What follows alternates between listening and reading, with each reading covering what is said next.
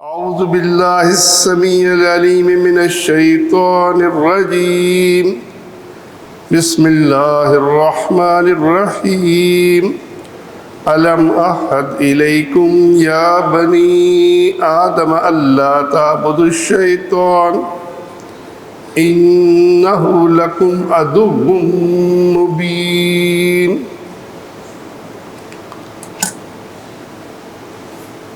یہ جان لینے کے بعد کہ اصل کامیابی جنت میں چلے جانا ہے، اصل کامیابی جہنم کے عذاب سے بچ جانے میں ہے، اور یہ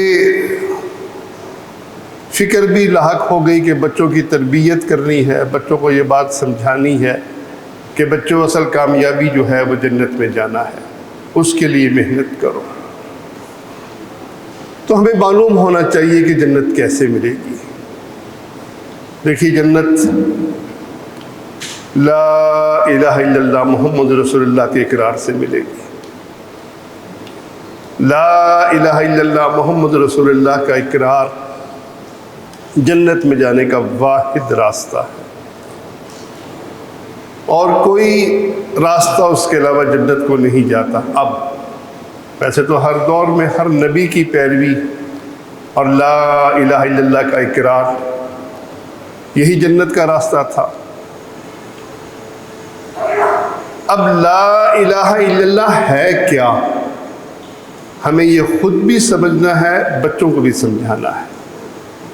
جتنا ہم اس مسئلے پر غور کریں گے، جتنا اس مسئلے کو ہائی لائٹ کریں گے، بچوں کے ساتھ بیٹھ کر جتنا اس پر ڈسکس کریں گے کہ لا الہ الا اللہ جو جنت کی کنجی ہے، جس کی وجہ سے جنت ملے گی، وہ کیا ہے، اس کا مفہوم کیا ہے. دیکھیے، بڑے آسان سے لفظ ہیں، ہر نبی کی یہی دعوت تھی. لا الہ، کوئی بندگی کے لائق نہیں، کوئی عبادت کے لائق نہیں، الا اللہ، سوائے اللہ کے.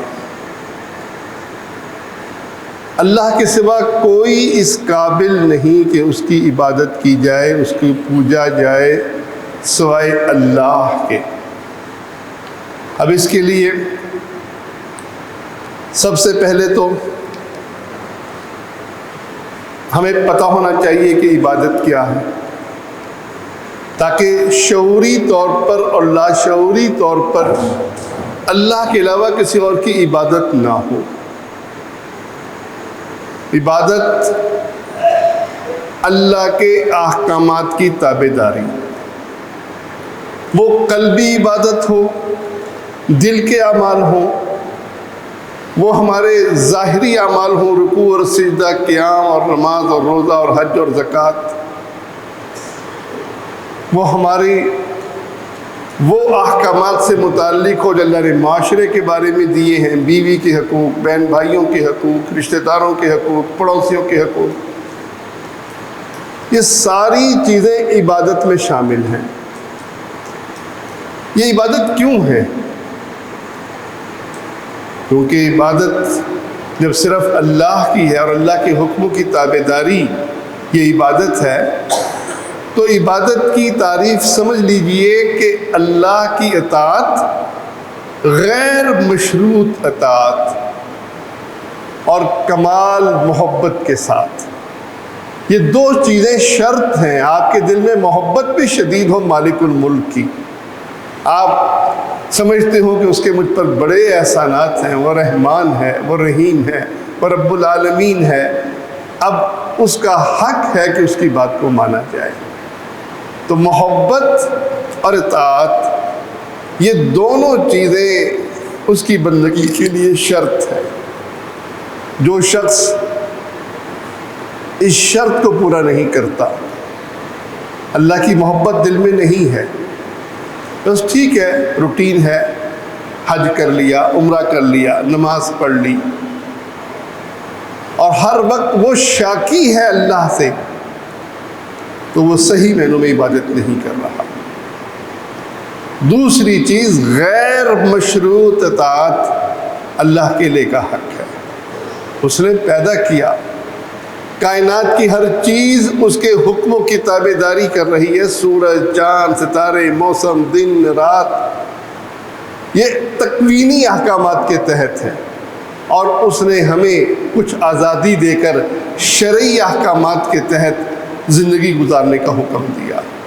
تکوینی احکامات میں ہم بھی تابع داری کر رہے ہیں، کافر بھی تابع داری کر رہا ہے، اس کا دل بھی وہی کام کرتا ہے جس کے لیے اللہ نے اس کو مقرر کیا، اس کا جگر، اس کا گردہ، وہ سب کچھ انہی کاموں میں لگا ہوا ہے جن کاموں کا اس نے حکم دیا۔ لیکن شرعی طور پر اللہ نے تھوڑی سی اختیار دیا ہے، آزادی دی ہے۔ اس آزادی دینے کے بعد اللہ چاہتا یہ ہے کہ وہ اپنی مرضی سے اس آزادی کو میری بندگی میں گزار دے، یہ عبادت ہے۔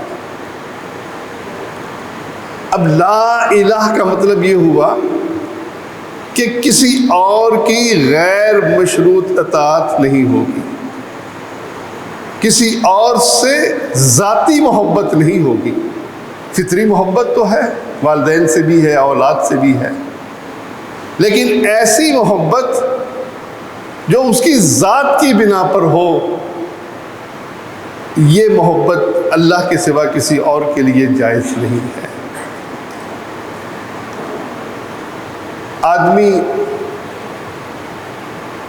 لا الہ الا اللہ پڑھ لینے کے بعد، اس کے اقرار کے بعد اسلام میں داخل ہوتا ہے۔ اب اس پر کچھ احکامات لازم ہو گئے، ان کو وہ سیکھے گا، ان پر عمل کرے گا۔ اگر وہ شخص اللہ کے احکامات کی نافرمانی کرتا ہے، دیکھیے یہ بات خوب سمجھ لیجئے کہ اللہ کی نافرمانی کرنے کے بعد وہ گناہ گار ہے۔ ایک مسلمان بھی مالک کی نافرمانی کر سکتا ہے، وہ اللہ کے کسی حکم کے خلاف جذبات کے تحت بھی چل سکتا ہے۔ وہ جب اللہ کی نافرمانی کرتا ہے تو اس کا وہ کام عبادت میں شامل نہیں ہوگا۔ عبادت جو زندگی کا مقصود ہے، وہ اللہ نے ہماری تخلیق کا مقصد بیان کیا ہے۔ اگر کوئی اللہ کے حکم کے خلاف چلتا ہے تو وہ نافرمانی کرتا ہے، وہ گناہ گار ہے۔ اس کے گناہ وہ اللہ تعالیٰ اس کو معاف بھی کر سکتا ہے اپنی رحمت سے۔ اس کے گناہ، اس کو تکلیف پہنچ جائے، اس سے بھی گناہ دھل جاتے ہیں۔ وہ صدقہ خیرات کرے، اس سے بھی اس کے گناہ دھل جاتے ہیں۔ وہ نیکیاں کرے، وہ نیکیاں بھی گناہوں کو دھونے کا کام دیتی ہیں۔ وہ گناہ گار ہے کب تک؟ جب تک یہ سمجھتا ہے کہ اللہ کا حق ہے کہ اس کی اطاعت کی جائے، اس کی بات مانی جائے، اور میں نے جو غلطی کی ہے، جو نافرمانی کی ہے، اپنی خواہشات کے تحت میں نے اللہ کی بات کو نہیں مانا، مجھ سے غلطی ہوئی ہے۔ جب تک گناہ کا احساس رہتا ہے اس وقت تک وہ گناہ گار مسلمان ہے، اسلام کے دائرے سے باہر نہیں ہوتا۔ زنا کیا ایک صحابی نے، ہو گیا، حاضر ہو کر عرض کی یا رسول اللہ یہ غلطی ہو گئی۔ آپ نے گواہی لینے کے بعد پھر اس کو سزا دی۔ سزا دینے کے بعد اس کے بارے میں یہ بات کہی کہ اس نے وہ توبہ کی ہے جو توبہ اگر مدینے والوں پر بھی تقسیم کر دی جائے سب کی معافی ہو جائے۔ تو گناہ کے بعد وہ گناہ دھل جاتے ہیں۔ گناہ دھلتے کیسے ہیں؟ اسلام لانے سے بھی۔ اسلام جب قبول کرتا ہے پچھلے سب گناہ ختم ہو جاتے ہیں۔ آدمی توبہ کرتا ہے، سب گناہ معاف ہو جاتے ہیں۔ نیکیاں کرتا ہے، نیکیوں سے گناہ معاف ہوتے ہیں۔ وہ اپنے آپ کو سزا کے لیے پیش کر دے اور خلیفہ اس کو سزا دے دے، اس کے گناہ دھل جاتے ہیں۔ تو گناہ جب تک وہ اپنے آپ کو گناہ گار مسلمان گناہ سمجھتا ہے کہ مجھ سے غلطی ہو رہی ہے، میں یہ کام کر رہا ہوں، مجھے نہیں کرنا چاہیے، مولوی صاحب دعا کرو اللہ مجھے معاف کرے، اللہ مجھے توفیق دے کہ میں اس غلطی میں نہ پڑوں، وہ کتنا بڑا گناہ کیوں نہ ہو، شرک اکبر نہ ہو، کفر اکبر نہ ہو، وہ نفاق اکبر نہ ہو، اس سے نیچے جتنے بھی گناہ ہیں، جب تک وہ گناہ کو گناہ سمجھتا ہے، اس کے دل میں شرمندگی ہوتی ہے، اس وقت تک وہ اسلام کے دائرے میں رہتا ہے۔ اب وہ گناہ ہو گیا، گناہ کے بعد سزا کا معاملہ بھی اللہ کے پاس ہے، چاہے تو اس کو عذاب دے اور چاہے تو اس کو معاف کر دے۔ یہ شخص گناہ گار مسلمان ہے، اور یہ ایک دل کی کیفیت ہوتی ہے کہ آدمی بینک میں کام کر رہا ہے، سود کا کھاتہ کھولا ہوا ہے، سود لکھ رہا ہے، اور اس کو پتہ ہے کہ رسول اللہ صلی اللہ علیہ وسلم نے لعنت فرمائی ہے سود لکھنے والے پر۔ اب وہ اپنے دل میں کتنا شرمندہ ہے، کتنا بے بس ہے، یہ اس کا اور اللہ کا معاملہ ہے۔ ہم اس کو گناہ گار مسلمان سمجھیں گے جب تک اس کا دل اس بات کو گناہ سمجھتا رہے، وہ مسلمان رہے گا۔ اب کب اس کا دل اس نے اس گناہ کو حلال کر لیا، یہ اس کا اور اللہ کا معاملہ ہے، یا اپنی زبان سے اقرار کرے۔ اب جب وہ اقرار کرے گا کہ نہیں میں اس کو گناہ نہیں سمجھتا، شریعت مسجد کی حد تک ہے، میں معیشت کے اندر آزاد ہوں، میں چاہوں تو سود سے اپنا نظام چلاؤں، اب یہ شخص اس گناہ کو اپنی زبان سے اقرار کر کے اپنے اس گناہ کو حلال کر رہا ہے، ہمیں اس کی خبر ہو گئی۔ جب تک اس کا دل کا معاملہ تھا، اس نے ظاہر نہیں کیا تھا، وہ کتنا بڑا گناہ کیوں نہ کر رہا ہو، ہم اس کو گناہ گار مسلمان سمجھیں گے۔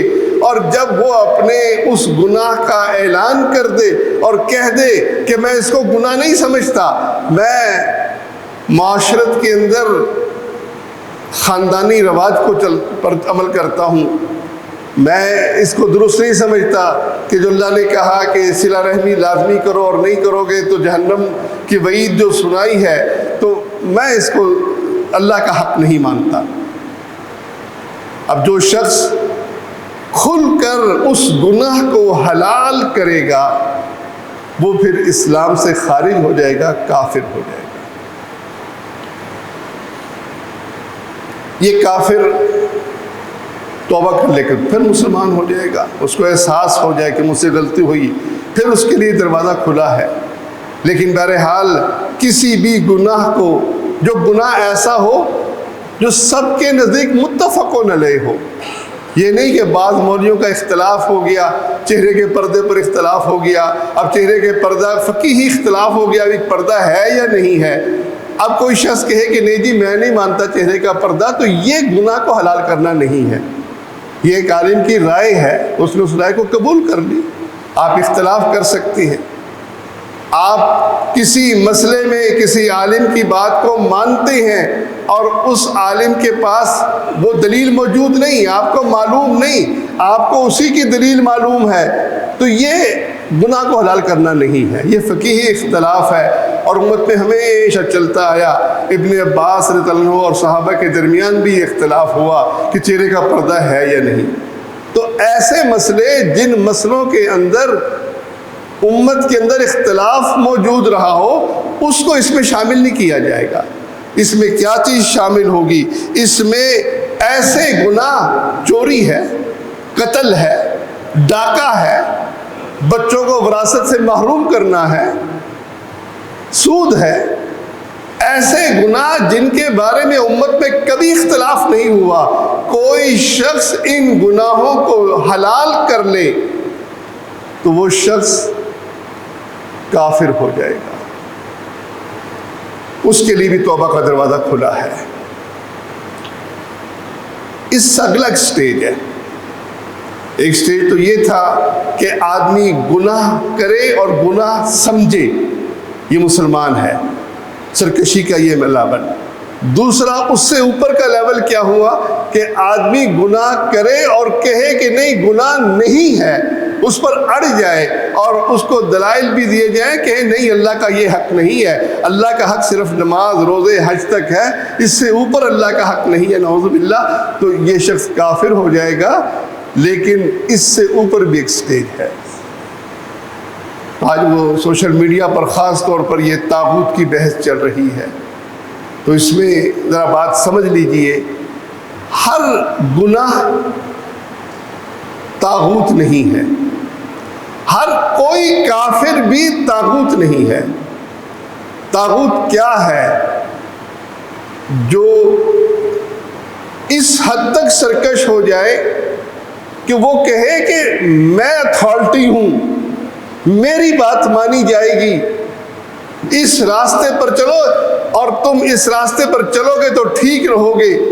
جو شخص اللہ کی خدائی منصب کو سنبھال لے اور یہ دعویٰ کرے کہ میں الہ ہوں اور اپنے الہ ہونے پر راضی ہو، تو اب یہ طاغوت بن جائے گا۔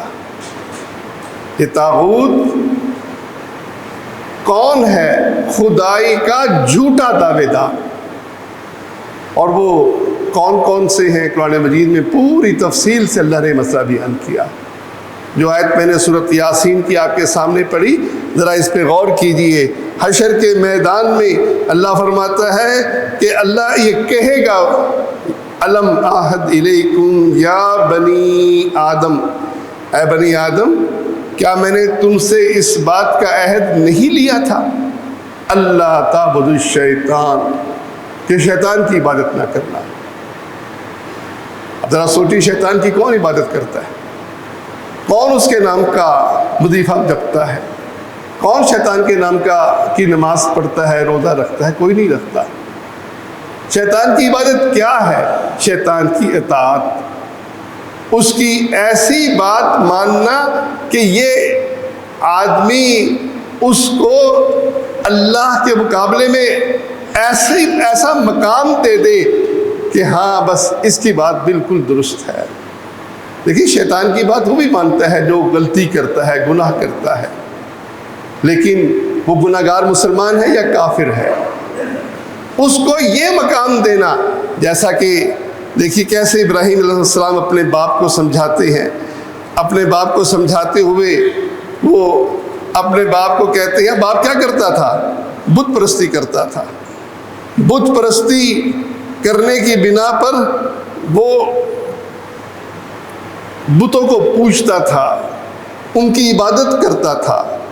اور بیٹا باپ کو سمجھاتا ہے، یا ابتی لا تعبد الشیطان، شیطان کی بندگی نہ کرو، ان الشیطان کان للرحمن عصیا، شیطان تو رحمان کا نافرمان ہے۔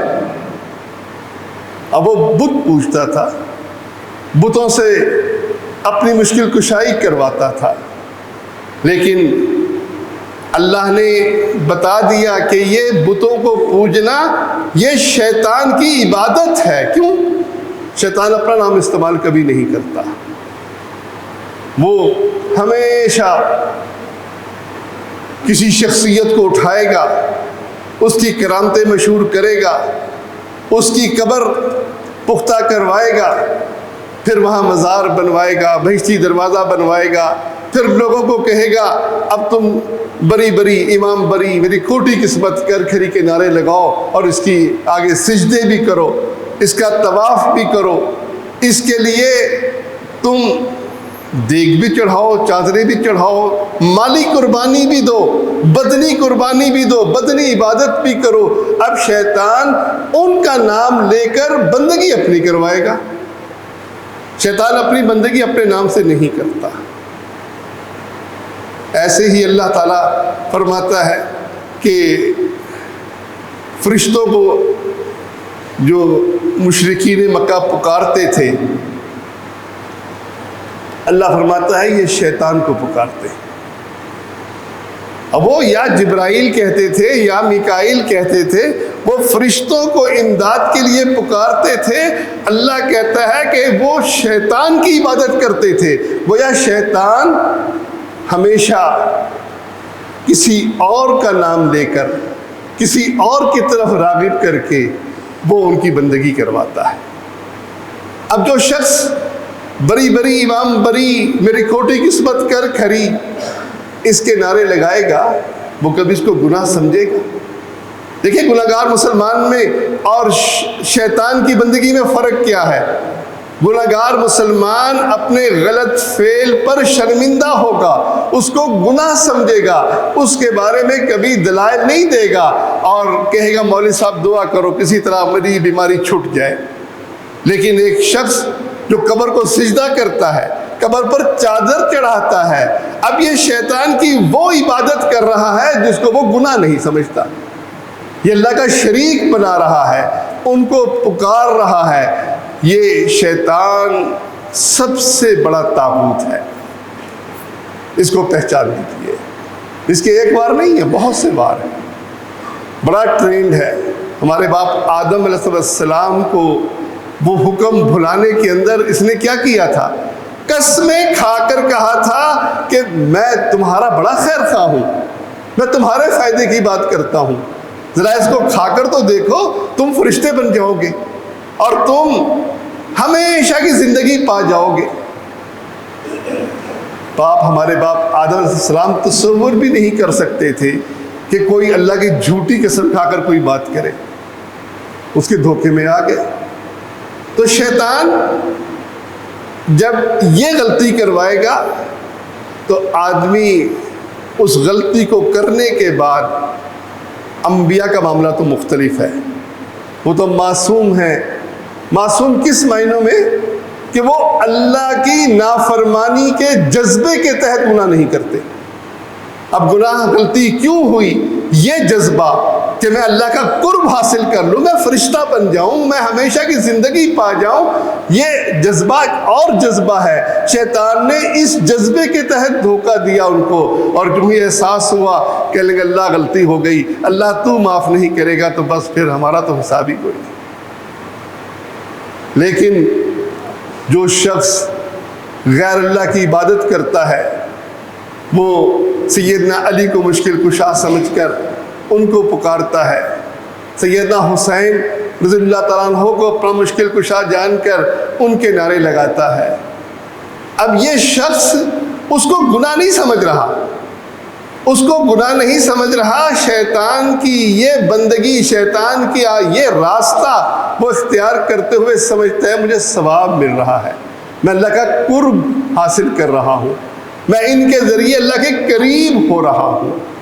تو بھائیو، شیطان سب سے بڑا دشمن ہے اور سب سے بڑا طاغوت شیطان ہے۔ نہ ہر کافر طاغوت ہوا کرتا ہے، نہ گناہگار مسلمان طاغوت ہوا کرتے ہیں، نہ گناہ طاغوت ہوا کرتے ہیں۔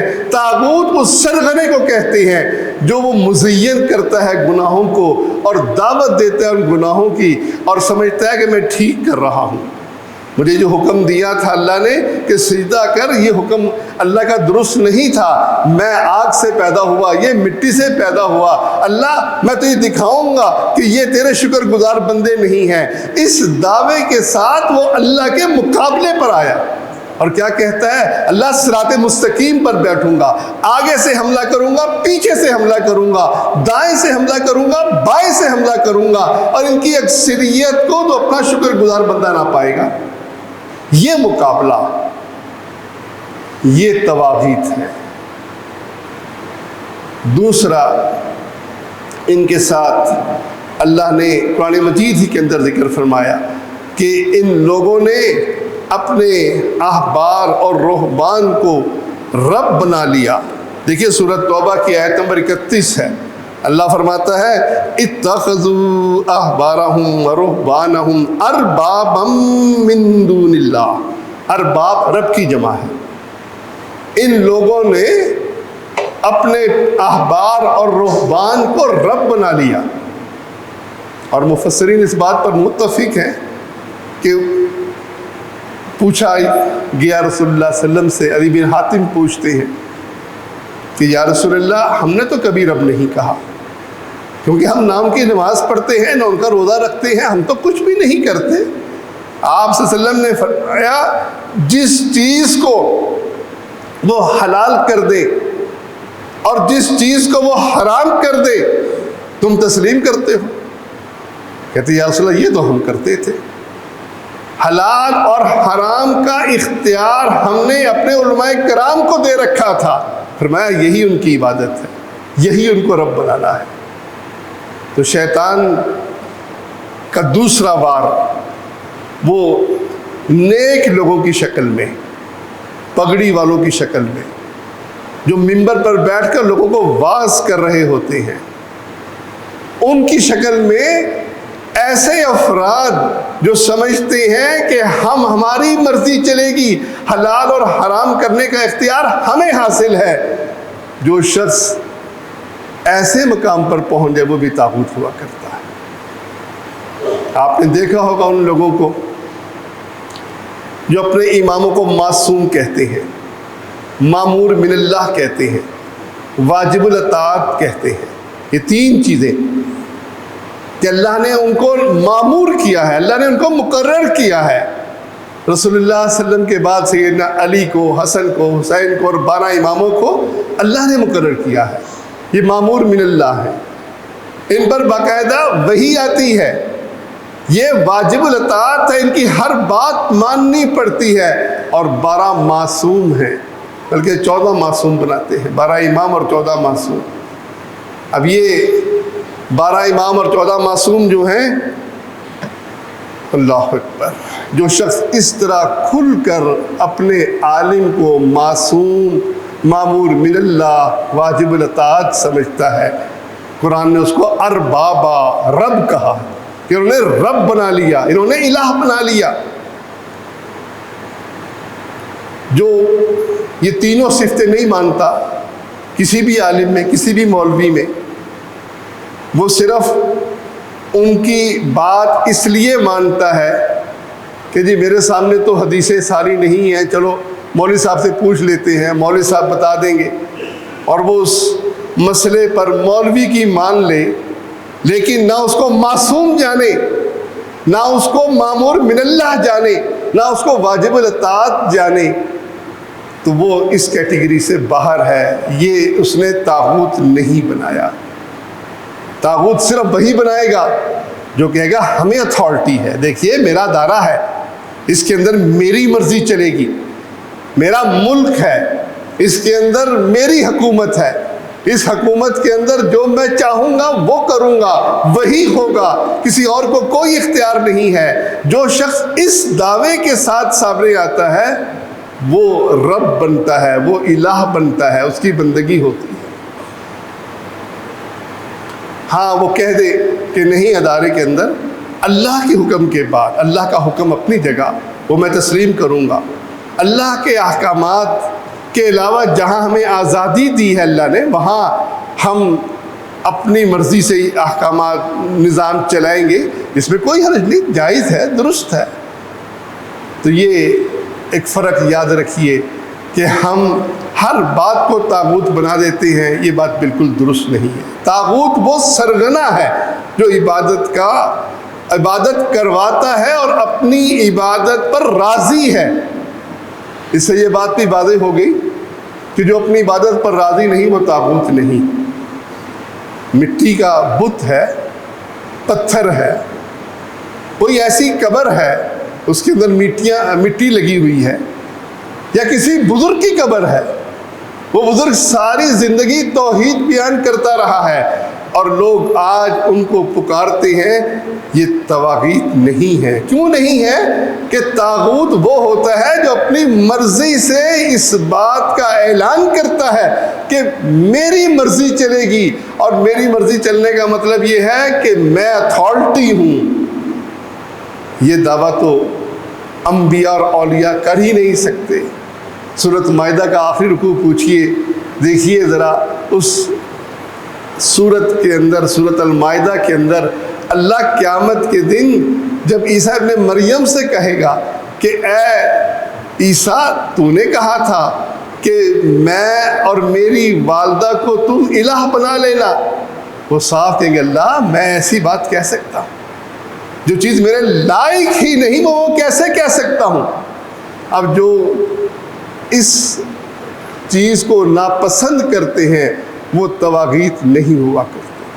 طاغوت اللہ کا وہ سب سے بڑا باغی ہے جو کہتا ہے کہ میں الہ ہوں، لا الہ، جو ہمارا بنیادی چیز ہے، جو ہمارا پہلا کلمے کا پہلا حصہ ہے، کوئی بندگی کے لائق نہیں، وہ کہتا ہے میں بندگی کے لائق ہوں۔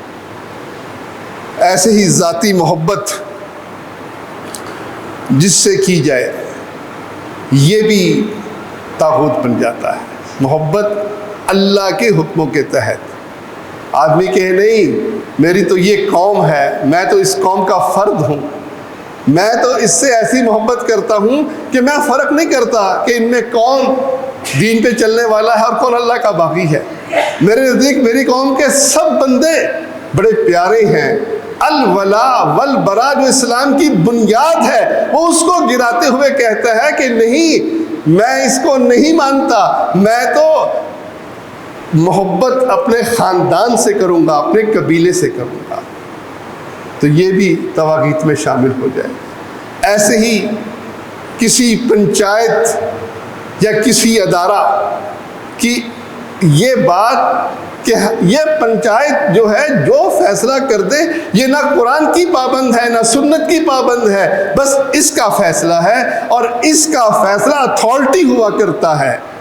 یہ مقام کسی جج کو دینا، یہ مقام کسی پنچایت کو دینا، کسی فرد کو یہ مقام دینا، یہ اس کو طاغوت ماننا ہے، جبکہ وہ اس پر راضی ہو، جب وہ کہتا ہو کہ ہاں فیصلے میرے چلیں گے، ہمارا خاندانی قانون ہے یہ، اور اس خاندانی قانون کے خلاف میں نہیں کر سکتا، یہ تو ہمارا خاندانی روایات میں سے ہے۔ تو جو شخص قرآن اور سنت کے مقابلے میں اس طرح ڈٹ کر سامنے آئے، پھر سمجھ لیجئے آدمی جب تک گناہ کو گناہ سمجھتا ہے گناہگار مسلمان ہے، جب کسی گناہ کو حلال کر لے اور اللہ کی بغاوت شروع کر دے اور کسی کی پیروی شروع کر دے، یہ اسلام سے باہر ہے، کافر ہے۔